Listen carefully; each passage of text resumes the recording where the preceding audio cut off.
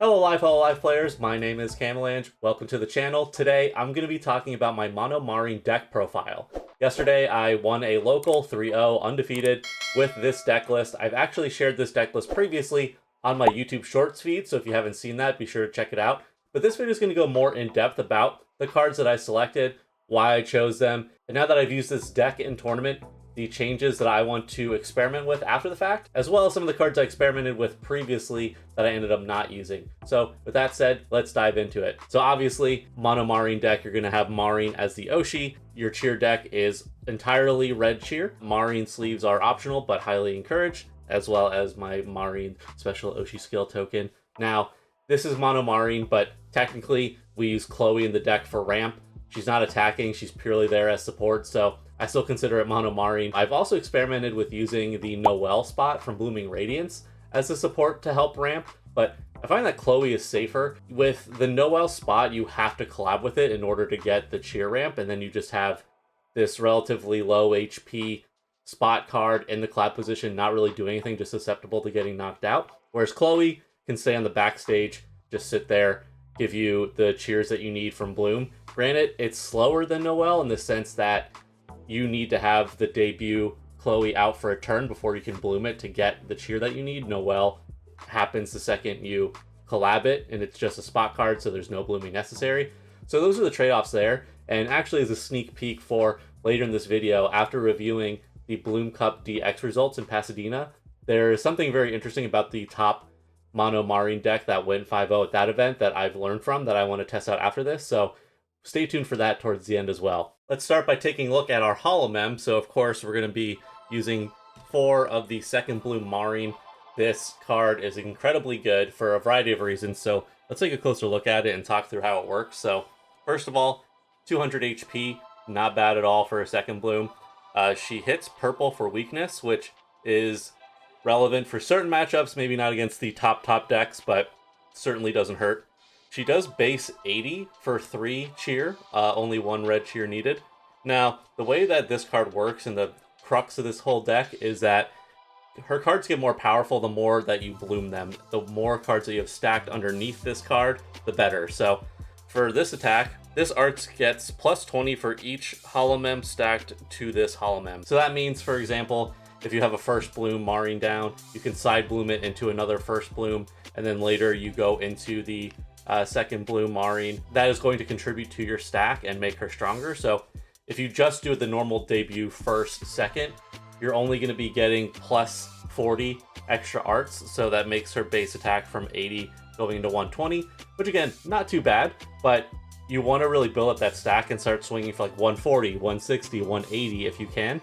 And while you have this one second Bloom Marine in the active position, in the center position, you want to be building up another Marine in the back, trying to get all those stacks going so that you can prepare an even stronger Marine in the future. Also, the bloom effects of this card are very good. On bloom, you can add 1 holomem from your archive back to your hand, and that's not even specific to Marine, that's just any holomem you have. So since I mentioned we run Chloe, if you have a first bloom Chloe in the archive and you need to get an extra cheer that turn, you could play this, grab your first bloom Chloe, bring it back to hand, bloom it, get your cheer acceleration, really strong. And then also, if she has a stack of 3 or more underneath her, she can do 50 special damage on bloom to either your opponent's center or collab position holomem. So the damage is just crazy. You're doing a lot of special damage, you're getting cards back from your archive back into your hand, you're getting more attack boosts from your stacked holomem underneath. Also, later in the deck, we'll take a look at her mascot card, but that card will give you plus 10 to your arts. So 140 will go to a nice even 150, things like that.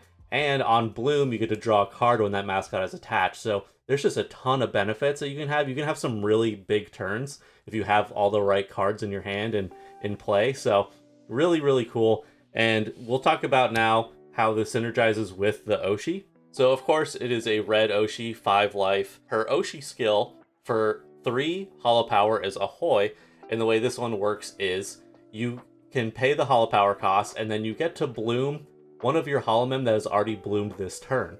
So that is going to contribute to your stack. Basically the main objective of this deck when you start the game is to try to get a turn 3 second bloom Marine with a 3 stack underneath it.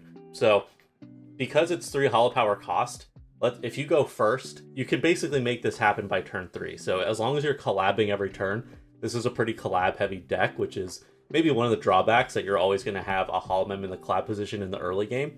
You want to get that holo power so that you're basically going from, you know, debut Marine, first bloom Marine, and by that time you first bloom, you can collab again, you'll have your second holo power. So the following turn, you collab again to get your third holo power. You can bloom this Marine. Typically, you would go into another first bloom, and then you can use your holo power, burn the 3 holo power for the Oshi skill, and then bloom it into your second Marine, have your 3 stack, get the special damage off of this. If you really wanted to, you could go from second to second instead of first to second. If you want to get card from your archive back into your hand, you're not going to get the 50 special damage off the first bloom if you're only going from debut to first to second. But those are some sequences that you can consider depending on what your opponent's doing and what your objective is going to that matchup. And then talking about her special Oshi skill, it's only 2 holo power, so typically you want to collab for like the first 5 turns of the game to try to get everything that you need. But you can also kind of play, depending on how aggressive your opponent's being, how much damage they're doing, etc. You can kind of play your collabs a little more cautiously late game, because you only need 2 to get the holo power that you need for that special Oshi skill. And really, you're very rarely going to use your Oshi skill more than once per game. It's very high cost Oshi skill, being 3 holo power. So you really just want to get your deck online with this in the beginning and then save your special Oshi skill for late game, because the way that this works is once per game you can deal 50 special damage for each holomem stacked to your Houshou Marine center holomem, to your opponent's center holomem or collab holomem. This is ridiculous. This does so much damage. So if you have even just a 3 stack, or hell, even if you just have a 2 stack, you just have a debut and a first underneath, you're doing 100 special damage to either your opponent's center or collab. That is absurd. It is so strong. So effectively, you can knock out a bunch of holomem without even having to attack, right? Because you can get the damage off her bloom. You could have another Marine on the bench bloom again, get another 50 special damage. You can use the special Oshi skill. You can get so much done without even attacking. So I really love this deck. I really love this synergy between these cards. It's a ton of fun, and now that we've kind of talked about the high level of the deck and how the second bloom is really going to do a ton for you, let's talk about how we get there and how we build that. So arguably the most important card in your deck, even more so than the second bloom, is this first bloom Marine. She can attack for 2 of any color cheer, but that's not really what's important about her. What's important about her is her bloom effect, which is that once per turn, you can only use this effect once per turn. They learned from Mume to not let this ability stack, but you can search for 1 Marine holomem from your deck and add it to your hand. So this is incredibly strong. You can use this to search for another copy of this card. You can use this to search for your second bloom Marine that you need. It gives you a ton of options and flexibility. Usually you want to search into herself so you can thin out your deck, and then the next turn use it again to find your second bloom, things like that. So there's a lot of strategy that goes into what you're searching for, but it's just a really strong card. It only has 130 HP, but not too bad for a first bloom, especially since you're primarily using it for its bloom effect. You can attack with it. It does 50 for 2 cheer, which is decent. It can come in handy, but really you're using this to get the search and trying to build off your combos with your holomem stacks, your Oshi skill, etc. This is a crucial card, and you absolutely need to run 4 of these. The other first bloom card we're going to be running is the 160 HP first bloom Marine. This one doesn't have anything particularly special right off the bat. It doesn't have any abilities, but the 160 HP is a little tankier than your other first blooms that you run in this deck. Also, for 1 red cheer, she does 40, which not too bad. And for 2 cheer, 1 red, she does 60. So getting that 60 is sometimes actually incredibly important. When you need just that extra bit of damage to get a knockout, you can collab with this one, get your 60 attack to help your center with the extra math that they need. While it's in the collab position, it's still sitting at 160 HP, so it's not going to get knocked out super easily. Again, it's a pretty standard card, nothing too flashy, but it is pretty reliable. Now for our last first bloom, we are running 3 of this card, only 3. It is the weakest, probably, I would say, of the first blooms that you run in this deck, which is why you only really need the 3, but 130 HP, similar to the Searcher Marine. This one on Bloom, instead of searching, you just deal 20 special damage to your opponent's collab position, which not too bad. It can help you with some necessary math. It definitely comes in handy. And if you bloom a bunch of these in one turn, you can do, 40 to 60 damage to your opponent's collab position. Especially if there's something weaker there, you could really use it to apply pressure. But it's not really crucial in the deck. It does 30 damage for one cheer, which is fairly reliable. Again, like sometimes you just need that extra little bit of damage. You're like 20 damage short. You can collab with this one if you really want to get that extra damage. But really, I feel like this one stays in the backstage.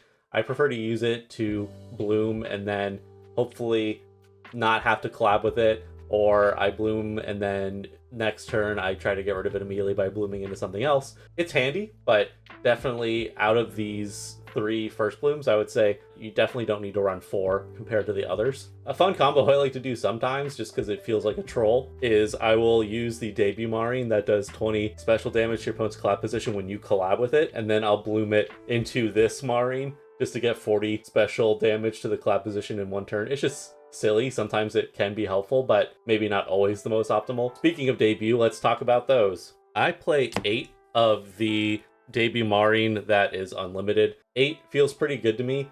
Weirdly, I had some games in this tournament where I just only opened with 1 debut Marine and I like whiffed turn 1 where I couldn't collab. Really weird.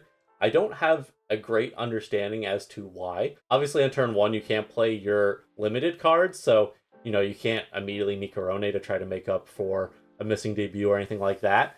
I run 3 normal PC, and I'll explain why I do 3 instead of 4. Yeah, I don't know, maybe it was just bad luck. I have 8 of these and then 5 other debuts in the deck, so I think it's more of a luck thing. I don't think it requires any adjustments to the amount of debut, but either way, this one's pretty self-explanatory. 100 HP, which is really solid for a debut, pretty tanky. Does 30 for 1 cheer. So also, if you're going second, you can immediately attack with it on your first turn. So not too bad at all. Definitely a solid debut, but not much else to say otherwise.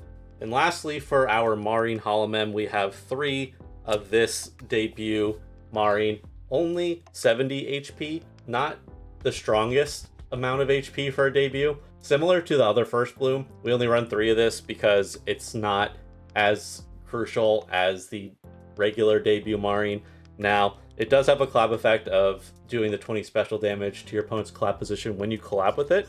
There is some benefit there, but its attack requires 2 red cheer, which isn't great, especially for a 70 HP debut.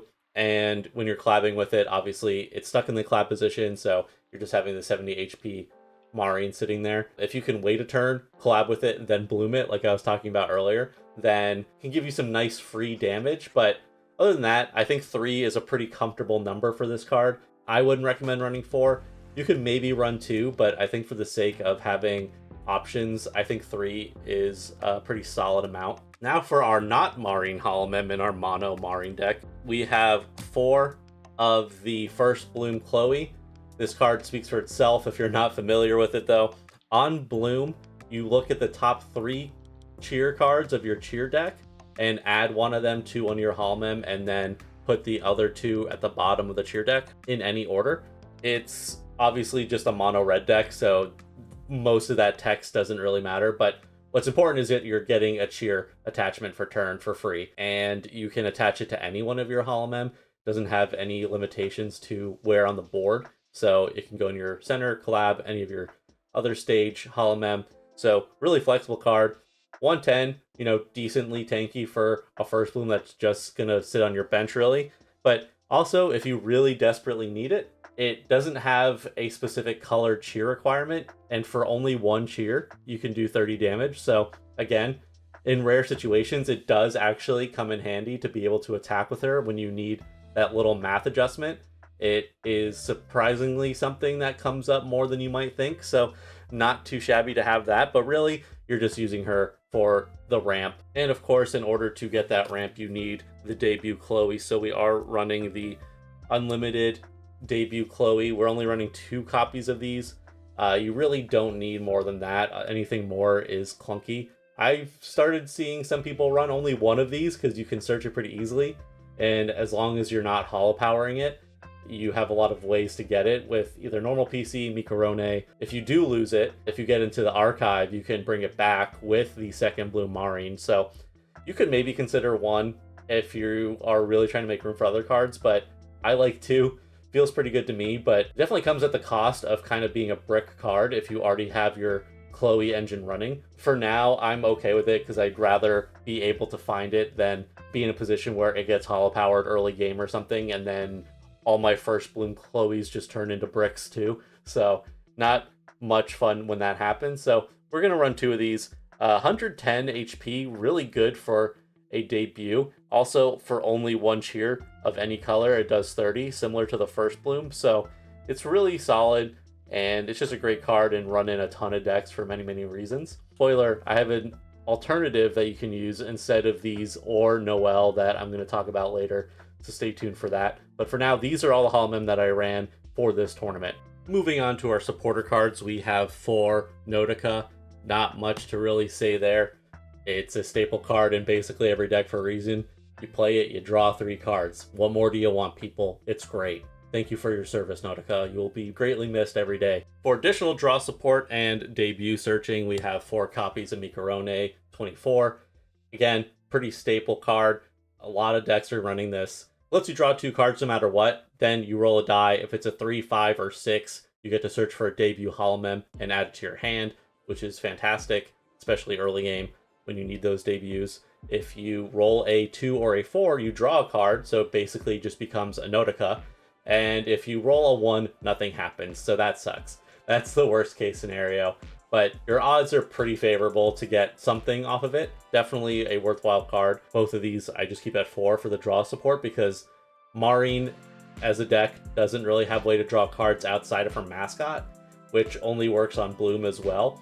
So even though her search power is great, you really need a draw engine, so you're really hoping to hit some of these supporter cards. Then for safety, I run 1 Mane-chan. This is kind of a card that I go back and forth on. I feel like it has saved me enough times that I like having it in here. At this tournament in particular, I was just having insanely bad luck finding my first Bloom Chloe. One time, at the beginning of the game, I was searching my deck, and I saw 3 of the first Bloom Chloe stacked next to each other towards the bottom of the deck, and thank God I was able to shuffle. But that's miserable, and at one point in the game, I was doing all the searching and drawing that I could to thin out my deck and just get more cards in hand, and I just could not get a first Bloom Chloe. So I just took a gamble and did the Mane-chan, shuffled my whole hand back into my deck, and thank God I finally hit 1 first Bloom Chloe when I needed it. If I didn't hit that card, I would have been devastated. So this does help in those situations where you're just drawing nothing that you need and you need a fresh start. You know, shuffle your whole hand back into the deck, draw 5. Now, of course, you do need to have at least 1 card in hand for this to work, so keep that in mind. Then we run 1 copy of So That Makes You My Enemy. This is a card that sometimes I consider running 2 of because I feel that Marine can play pretty aggressively with this card, where people might try to be building up another attacker on the backstage and you can just bring it up and take care of it. It has definitely helped me. One of my matches was against a Takamori deck, and I saw that they were trying to build up their Kiara on the back, and they only had a first Bloom Mori in the center, so I felt that the risk of the incoming second Bloom Mori was not as threatening as the upcoming Kiara, so I just brought this up, took out the Kiara, and they weren't able to build up another one in time, and that was one of the ways I was able to win that match. So very handy card, but sometimes when you don't need it, it does feel like a brick, so usually that's why it's just at 1. But depending on your playstyle, I could see an argument for 2 of these. Now for my 3 normal PC, my reasoning for 3 is that I was originally using 4, and I felt that I was generally getting debuts pretty consistently when I needed them. You know, you have the second Blue Marine to get cards back from your archive back into your hand. You have the first Blue Marine that lets you search for another Marine. Granted, you don't usually want to use that search on a debut, but if you need to, you can. You have all this draw support. You have the Mikkorones. So normal PC, very good card. And I could even see an argument for maybe doing 4 normal PC and only 3 of the Mikkorone, but I also like that draw power, so you have trade-offs, but I run 3 normal PC, and one of the main reasons for that is I was trying to make room for the next card, which I think is critical for this deck, is the custom PC. I run 2 of these. The way that this works is that you reveal a debut holomem from your hand, put it at the bottom of your deck, and then search for a first bloom other than Buzz with the same name as that holomem that you revealed. This card's just fantastic. If you have a debut Chloe on the board, you draw your other debut Chloe. It's useless. You can play custom PC to grab the first bloom Chloe that you need. You have a bunch of debut Marines in the deck, so if you're really struggling to find that first bloom search Marine, you can reveal a debut Marine from your hand with custom PC, grab the first bloom Marine, bloom, search for another Marine. So I think this card is crucial. When I first played this deck, I did not run custom PC because I was just kind of net decking and they weren't using custom PC in their build. So after playing it for myself, I was just like, I felt I was not able to get the first bloom Marines as consistently as I needed to, because it's so important to guarantee your second bloom and things like that. So custom PC has come in super clutch for me, and I would not play this deck without it. I think 2 is a pretty good number for this. I could maybe see 3. That feels a little too much to me though. 1 minimum is, I think, necessary, but I think it's really great, and 2 felt pretty solid to me. Now for the last cards of the deck, we have 3 copies of her mascot card, Dokuro-kun. So this card gives Marine plus 10 arts, and it also lets you draw a card whenever you bloom the Marine that this card is attached to. You bloom a lot in this deck, so it's a great way to get draw support. But the thing about this card is that you can't search it, and you just sometimes don't draw it. I have games sometimes where I don't even see this card, so that can be frustrating. I think, though, it's not so important to run 4 of them. Like, sure, you might find it, but if you're not able to bloom, you're not going to get the effects of it anyway. I'd rather have the other cards that I need in the deck. This feels more like a bonus if I get this card, because it gives me some of that extra damage, gives me that draw power, but it's not crucial. I wouldn't run the deck without it either. I think you could maybe run 2, but 3 feels pretty solid to me. I wouldn't change it too much. But that is the whole deck, and the matchups I ran into, I honestly got pretty lucky. So game 1, I ran into the only Shion player in bracket, and this deck just basically counters Shion. It's extremely good against it. You hit purple for weakness. You don't necessarily need a ton of cheer outside of your second blue Marine that uses 3. You can just do a lot to that deck too through special damage. There's not a ton Shion can do against you unless you have a really slow start, and she has a really great start. But otherwise, it's an uphill battle for her. So my opponent actually just ended up scooping partway through the game because he was like, yeah, there's no way I can come back from this.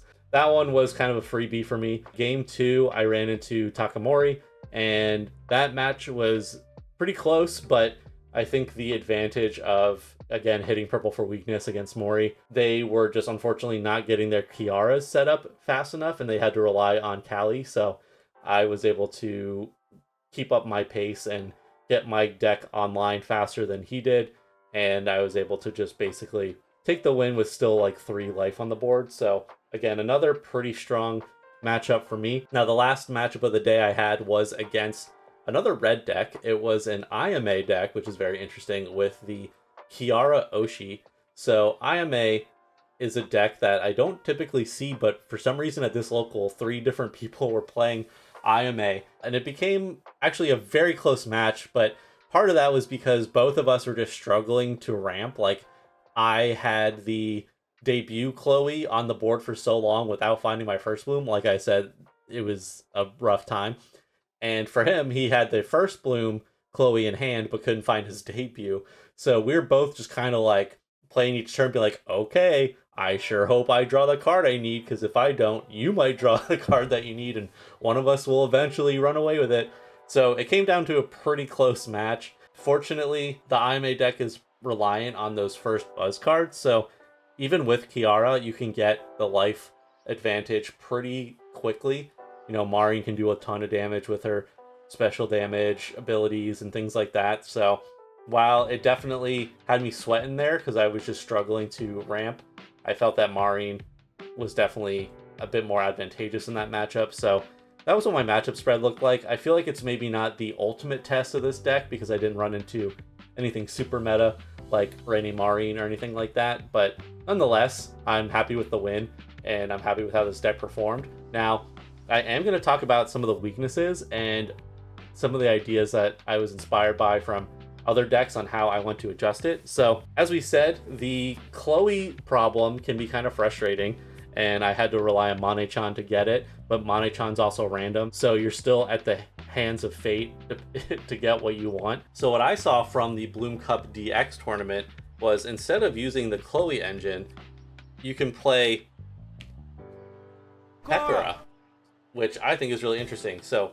you have the debut Pekora, and then you have the first Bloom Pekora, which basically functions the same way that a Chloe would. The downsides are both cards only have 90 HP, whereas both the Chloes have 110 HP. And the Bloom effect on Pekora, while it's similar, you can only attach the cheer that you get from it to a center or collab position. And it also is looking at the top card of your cheer deck. So because of that, if you're running a multiple color cheer deck, this doesn't really help you that much. But it works specifically really well with Marine because you're running mono red. So the reveal the top 3 that Chloe gives you is irrelevant. And even though you sacrifice some of the HP, she's also able to do 30 damage for no specific color cheer, so you can still attack with her in this deck. The debut only does 20, but on dice roll you can potentially do an extra 20, so technically this debut can potentially do more damage than your debut Chloe, but again, I pray that you're not attacking with this card. And what's most important, the reason why you would want to consider running these cards instead of Chloe is because you can then run hololive Fantasy. hololive Fantasy is basically the first gravity of Gen 3. So the way it works is very straightforward. This card can only be used if you have 6 or less cards in your hand, excluding this card. Sounds familiar. Look at the top 4 cards of your deck, reveal any number of holomem with hashtag Gen 3 from among them, add the reveal holomem to hand, then return the remaining cards about the deck in any order. So again, that text is super familiar, but now it's for Gen 3. So this lets you search for the Pekora cards in ways that you can't search for Chloe that my deck currently is built around. So you're much more likely to just hit Gen 3s between both Marine and Pekora because they both have the hashtag. And that kind of solves some of the frustration that I'm having around getting the first Bloom Chloes that I need or finding the debut Chloe, since I can't really specifically search for her unless I get Mikkorone and normal PC. So this opens up so many more possibilities and can potentially get you way more cards in hand. So I would probably, 1-to-1 swap the Chloes with Pekora and then maybe drop like one Mikkorone and maybe swap a Mane-chan. You could also probably adjust some of the other card count, but ultimately making room for the hololive Fantasy I think is very important. You probably don't need 4 of these. I think you could do 3. Like I said, I would probably just take out Mane, take out a Mikkorone, and then I would just have to choose one other card that I don't feel is necessary. Maybe because of the hololive Fantasy search, I could remove one of my Marine debuts. That could be a way to kind of balance it out. So that's the next thing I'm going to test with this deck, and I think it has a lot of potential. The inspiration for this, of course, comes from the Bloom Cup DX in Pasadena, where they were using the Pekora engine with hololive Fantasy. Now, the one thing I didn't understand with that deck, though, was that they were running the Pekora that has the collab effect that only works if your Oshi is Pekora, and they were playing the Marine Oshi. Also, that debut only has like 60 HP. So I don't know if they were just playing that because those were the only debut Pekora cards they had, and that's just what they used. But I'm going to opt to use the unlimited Pekora that has 90 HP. So I'm excited to test this out. If you like this deck build and want to try it out for yourself, let me know in the comment section. Let me know what you think, if you're doing anything similar, what ideas you might have for Marine. If you enjoyed this deck list, please give the video a thumbs up and consider subscribing to the channel and ringing that bell so you don't miss any of my future uploads. With that said, thank you so much for watching, and I will see you in the next video. Bye! Hi, Cameron.